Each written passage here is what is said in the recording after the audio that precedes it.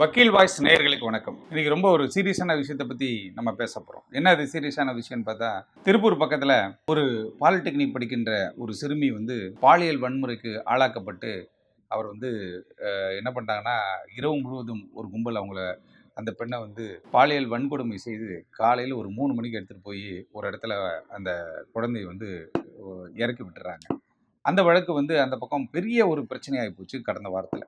என்ன அந்த வழக்கு? ஏன் இந்த மாதிரி நடந்துச்சு அப்படின்னு பார்க்கின்ற பொழுது, அதாவது திருப்பூர் பக்கத்துல ஒரு கிராமத்தை சார்ந்த அந்த மாணவி பாலிடெக்னிக் கல்லூரி படிச்சு வராங்க. அந்த பாலிடெக்னிக் கல்லூரியில அவங்க படிச்சுட்டு இருக்கும்போது, அவங்க என்ன கேட்டா, அவங்களுடைய அ அ ஒரு கோயில் பக்கத்துல ஒரு கோயில் திருவிழா. அந்த கோயில் திருவிழாவுக்கு போனோம் அப்படின்னு சொல்லி, வெள்ளக்கோயில் பக்கத்துல இருக்கக்கூடிய வீரகுமாரசுவாமி கோயில் அப்படின்ற ஒரு கோயில்ல ஒரு இரவு கச்சேரி ஒண்ணு நடக்கப்போகுது அப்படின்னு தகவல் தெரிஞ்சோனே, அவங்க அவங்க தாயாரோட அந்த ஸ்பாட்டுக்கு போகலாம் அப்படின்னு சொல்லி கேட்குறாங்க. அவங்க பாலிடெக்னிக் முடிச்சு பார்க்குறாங்க. பார்த்துட்ட பிறகு அந்த அம்மா என்ன பண்ணுறாங்க, சரி போகலாமா அப்படின்னு சொல்லி சொல்கிறாங்க.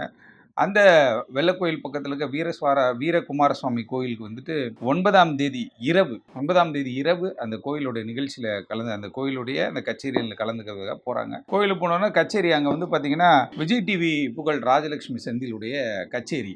அங்கே ராஜலட்சுமி செந்தில் அவங்களுடைய கச்சேரி நடைபெறுகிறது. கச்சேரி நம்ம இந்த குழந்தை என்ன கேட்குது, கச்சேரியை பார்த்துட்டு போகலாமா அப்படின்னு சொல்லும்பொழுது, சரி பார்க்கலாம் அப்படின்ற மாதிரி அவங்க என்ன பண்ணுறாங்க, சரி அந்த பொண்ணு அடம் பிடிக்குதே அப்படின்னு சொல்லிட்டு சரின்றாங்க. அப்போ அந்த பெண் என்ன சொல்கிறாங்க அப்படின்னு கேட்டால், பெண் குழந்தை, அம்மா எனக்கு இங்கேருந்து பார்த்தா எதுவுமே தெரியல, கிட்ட போய் பார்க்குறேன் அப்படின்னு சொல்லிட்டு கிட்ட போகிறாங்க. கிட்ட போனோன்னே அந்த கச்சேரியில் அவங்க டைரெக்டாக அந்த பாடல்கள்லாம் அவங்கள ஈர்க்கும் பொழுது அவங்க என்ன பண்ணுறாங்க, ஒரு கட்டத்துக்கு மேலே இந்த மேடையெல்லாம் ஏறி டான்ஸ்லாம் ஆடுவாங்கள்ல, அது மாதிரி ஒரு ஒரு ஒரு எந்தூசியாசமாக அவங்க என்ன பண்ணுறாங்க, மேலே போகிறாங்க. மேலே போயிட்டு இப்போ பாடல் பாடும்போது அவங்க கூட நிறைய பேர் அது மாதிரிலாம் பண்ணுவாங்க இல்லையா, அது மாதிரி பண்ணும்பொழுது இந்த பாப்பாவும் ஏறி இருக்காங்க.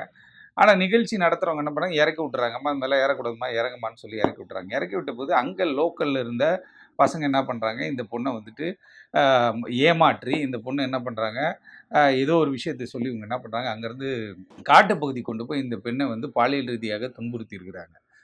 அப்போ 2 நபர்கள் அதில் ஈடுபடுறாங்க.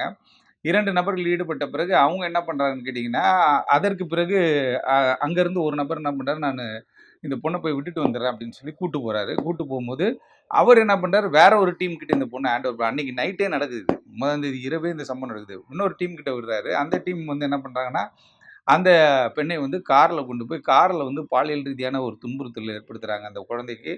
அதற்கு பிறகு அவங்க ஒரு ஒரு 2 மணி நேரம் வச்சு அந்த பொண்ணை சுற்றிட்டு திருப்பி வேற ஒரு டீம் கிட்ட ஹேண்ட் ஓவர் பண்ணுறாங்க. அந்த டீம் என்ன பண்ணுறாங்க, விடியற்காலை 3 மணி வரையும் அந்த பெண்ணுக்கிட்ட பாலியல் ரீதியான அந்த குழந்தையை போட்டு டார்ச்சர் பண்ணி, எல்லாமே பண்ணி என்ன பண்ணுறாங்க, அந்த பொண்ணை கொண்டு போயிட்டு ஒரு இடத்துல இவங்க ட்ராப் பண்ணுறாங்க. ஆனால் இந்த பெண் என்ன பண்ணுறாங்கன்னு கேட்டிங்கன்னா, அந்த பொண்ணு பாலிடெக்னிக் படிக்கிற பொண்ணு இல்லையா, அந்த பொண்ணு தெளிவாக என்ன பண்ணுது, அந்த கார் நம்பர், இந்த பொண்ணு போன கார் நம்பர் எல்லாத்தையும் நோட் பண்ணுறாங்க.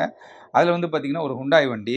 அந்த வண்டியில் என்ன பண்ணுறாங்கன்னு கேட்டால், டிஎன் 78 ஜே 2222 அப்படின்ற ஒரு வாகனம். இந்த வாகனம் யாருதுன்னு பார்த்தா, அங்கே லோக்கலில் ஒரு அதிமுகவினுடைய கிளை செயலாளர் அவருடைய வாகனம். அந்த வாகனத்தில் என்னை கூட்டு போனாங்க. அதில் அரசியல் கட்சி தலைவரோட படம்லாம் போட்டிருந்து ஃப்ரண்ட்டில் ஃபோட்டோ வச்சுருந்தது. இன்னொரு வாகனம் பார்த்தீங்கன்னா, டிஎன் 69H3040 அப்படின்ற கூடிய ஒரு வாகனம். அடுத்ததாக அந்த வாகனத்திலையும் என்னை இது மாதிரி பண்ணாங்க அப்படின்ற ஒரு விஷயத்த பாலியல் ரீதியாக என்னை துன்புறுத்தினாங்க.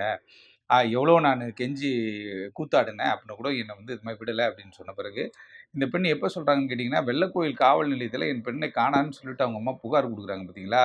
புகார் கொடுத்த பிறகு என் பொண்ணை இது மாதிரி பண்ணிட்டாங்கன்னு போயிட்டு புகார் கொடுக்குறாங்க. காணாம பண்ணு கொடுக்கல, பண்ணிட்டாங்கன்னு சொல்லிட்டு போகிறாங்க. அந்த பெண்ணை அந்த அம்மா அதட்டி ஒன்று ஒன்றா கேட்கும்பொழுது அந்த பெண் இது மாதிரியான விஷயங்களை சொல்லும்பொழுது, அப்போ அதில் அதிமுகவினுடைய கிளைக்கழக செயலர் மகன் ஒருத்தர் இருக்கார். அதுவும் இல்லாமல் அந்த லோக்கல் கைஸ் அங்கே இருப்பாங்க இல்லையா, மைனர் குஞ்சுகள். அந்த மைனர் எல்லாத்தையும் என்ன பண்ணுறாங்க, தூக்கி போடுறாங்க. மைனர் கிடையாது, இவங்கெல்லாம் மேஜர் தான்.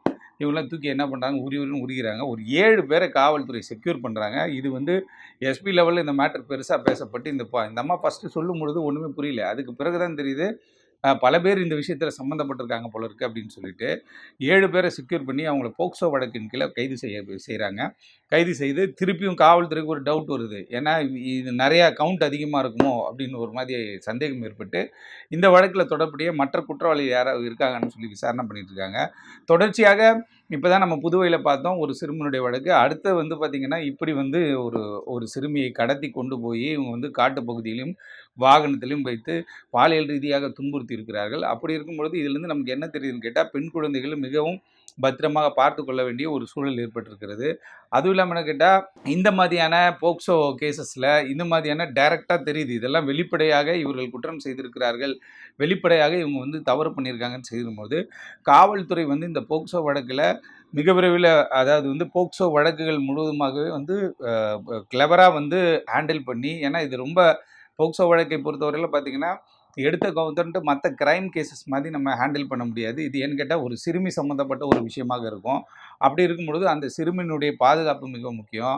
அதே நேரத்தில வந்து இந்த குற்ற செயலில் ஈடுபட்டவர்கள் வந்து ஒரு பக்கம் அரசியல் பின்புலம் இருக்கும், ஒரு பக்கம் பணம் வச்சிருப்பானுங்க. இப்படிப்பட்ட சூழ்நிலை இருக்கும்போது காவல்துறைக்கு பல நெருக்கடிகள் இருக்கும் இந்த மாதிரி வழக்கை விசாரிக்கின்ற பொழுது.